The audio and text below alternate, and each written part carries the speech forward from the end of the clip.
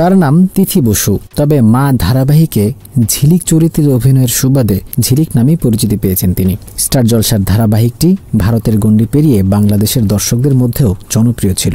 সেই তিথি বসুর প্রেমের খবর ছড়িয়েছে আনন্দবাজার.com-এ। শুভজিৎ চক্রবর্তী নামে এক তরুণের সঙ্গে প্রেম করছেন তিনি। প্রেমিকের সঙ্গে তোলা ছবি সামাজিক যোগাযোগ মাধ্যমে পোস্ট করেছেন তিথি। তবে প্রেমিকের মুখ প্রকাশ্যে আনতে চান না। ছবিতে প্রেমিকের মুখে স্টিকার দিয়ে ঢেকে রেখেছেন। অভিনয় থেকে অনেকটা দূরে আছেন তিথি।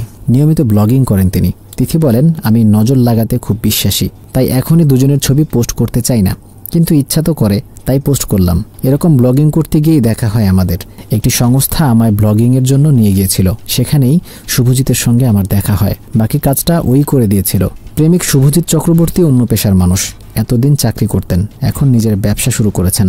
আর তিথির সঙ্গে ব্লগিংয়ের সময় অনেক সাহায্য করেছিলেন। দুজন একসঙ্গে বেশ আনন্দেই সময় কাটাচ্ছেন। তবে বিয়ের বিষয়ে এখনও খোলাসা করেননি তিথি।